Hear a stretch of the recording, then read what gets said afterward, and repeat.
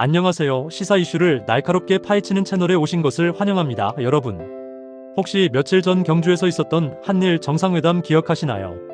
다카이치 사나에 일본 총리가 한국을 방문해서 이재명 대통령과 정말 화기애애한 모습을 보여줬었죠. 웃으면서 악수하고 셔틀 외교를 복원하자, 미래지향적인 관계를 만들자라며 온갖 좋은 말은 다 했었습니다. 그런데 일본으로 돌아가자마자 정말 놀라운 일이 벌어졌습니다.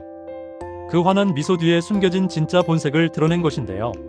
오늘 영상에서는 앞에서는 웃고 뒤에서는 칼을 꽂는 일본의 이중적인 태도에 대해 아주 적나라하게 파헤쳐드리겠습니다. 영상 시작하기 전에 구독과 좋아요 한 번씩만 눌러주시면 제가 영상을 만드는데 정말 큰 힘이 됩니다.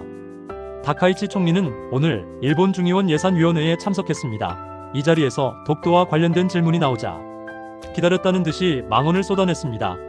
다카이치 총리는 독도를 일본 고유의 영토인 다케시마라고 지칭하면서 역사적 사실에 비춰볼 때도 국제법상으로도 명백히 일본 영토라는 입장에 근거해 의연하게 대응해 갈 것이라고 말했습니다. 여기서 우리가 주목해야 할 단어는 바로 의연하게 대응이라는 표현입니다.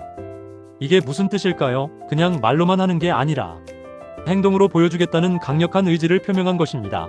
심지어 국내외에 일본의 입장이 정확히 전달되도록 힘쓸 것이라고 강조하기까지 했습니다. 이는 앞으로 국제사회를 상대로 독도가 일본 땅이라는 홍보전을 지금보다 훨씬 더 강화하겠다는 선전포고나 다름없습니다. 불과 며칠 전 한국에 와서는 뭐라고 했습니까? 한국은 일본에게 매우 중요한 이웃이다. 한일 관계의 중요성은 지금 더욱 커지고 있다라며 웃어 보였습니다. 이재명 대통령이 한일 관계를 미래 지향적으로 발전시켜 나가고 싶다고 말하자 다카이치 총리는 전적으로 공감할 뿐만 아니라 그 말씀이 제가 평소에 하던 이야기와 똑같다고 맞장구까지 쳤습니다. 심지어 경주는 자신의 고향인 나라 현과 비슷해서 고대부터 교류의 중심지였다며 감성적인 멘트까지 날렸던 사람입니다. 그랬던 사람이 일본 의회에 가서는 표정을 싹 바꾸고 독도는 우리 땅이라는 억지 주장을 되풀이하고 있는 것입니다. 더 큰 문제는 앞으로 다가올 다케시마의 날 행사입니다. 일본 시마네현은 매년 2월 22일을 다케시마의 날로 지정해서 행사를 열고 있습니다. 일본 정부는 지난 2013년부터 올해까지 13년 연속으로 이 행사에 차관급 인사인 정무관을 파견해왔습니다. 그런데 다카이치 총리는 지난 9월 자민당 총재 선거 당시에 아주 위험한 발언을 했습니다. 장관이 다케시마의 날에 당당히 가면 좋겠다, 눈치 볼 필요가 없다고 말입니다. 차관급이 아니라 장관급을 보내서 행사의 격을 높이겠다는 것이죠. 만약 실제로 일본 정부가 장관급 인사를 독도 영유권 주장 행사에 파견한다면 이것은 한일 관계에 씻을 수 없는 찬물을 끼얹는 행위가 될 것입니다. 다행히 오늘 예산위원회 답변에서는 정부 대표의 급을 격상할지에 대해서는 구체적인 언급을 피했습니다. 취임 후였던 지난달에도 적절히 대응할 것이라고만 말하며 즉답을 피했는데요. 이는 한국 정부와의 관계를 고려해서 잠시 숨고르기를 하는 것으로 보입니다. 하지만 다카이치 총리의 평소 성향과 과거 발언들을 비추어 볼 때 언제든 기습적으로 장관급 인사를 파견할 가능성을 배제할 수 없습니다. 여러분, 일본의 이런 태도를 우리는 도대체 어떻게 받아들여야 할까요? 이것은 전형적인 혼내와 다테마에, 즉 속마음과 겉모습이 다른 일본 특유의 이중적 외교 전략입니다. 한국 앞에서는 경제협력과 안보공조가 필요하니 친구인 척 웃어주지만 뒤돌아서면 자국의 보수 우익 세력을 결집하기 위해 독도라는 카드를 꺼내드는 것입니다. 외교는 외교고 영토는 영토다라는 식으로 철저하게 분리해서 대응하고 있는 것이죠.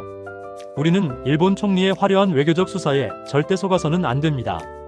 경주에서 보여준 그 따뜻한 미소와 친근한 발언들이 진심이라면 일본 의회에서도 같은 태도를 유지했어야 합니다. 하지만 현실은 정반대였습니다.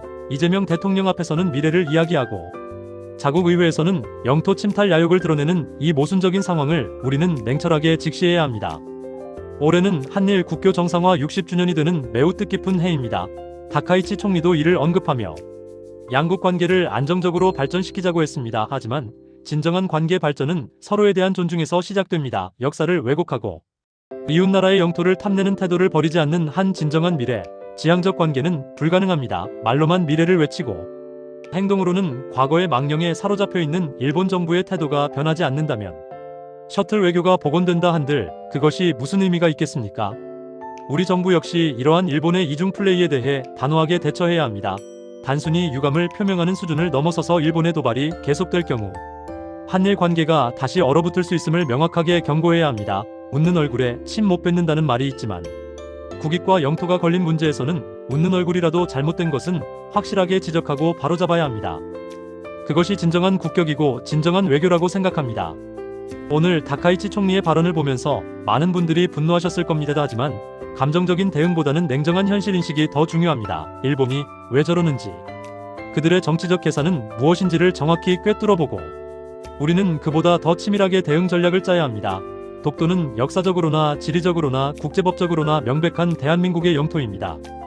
일본 총리가 아무리 의회에서 억지 주장을 펼친다고 해도 이 사실은 절대 변하지 않습니다. 앞으로 다가올 2월 다케시마의 날에 일본 정부가 실제로 어떤 급의 인사를 파견하는지, 그리고 우리 정부는 이에 대해 어떻게 대응하는지 제가 두 눈 부릅뜨고 지켜보겠습니다. 그리고 새로운 소식이 들어오는 대로 여러분께 가장 먼저 그리고 가장 정확하게 전달해 드리겠습니다. 오늘 영상이 유익하셨거나 일본의 이중적인 태도에 대해 함께 분노를 느끼셨다면 구독과 좋아요 부탁드립니다. 여러분의 관심과 참여가 대한민국의 영토 주권을 지키는 큰 힘이 됩니다.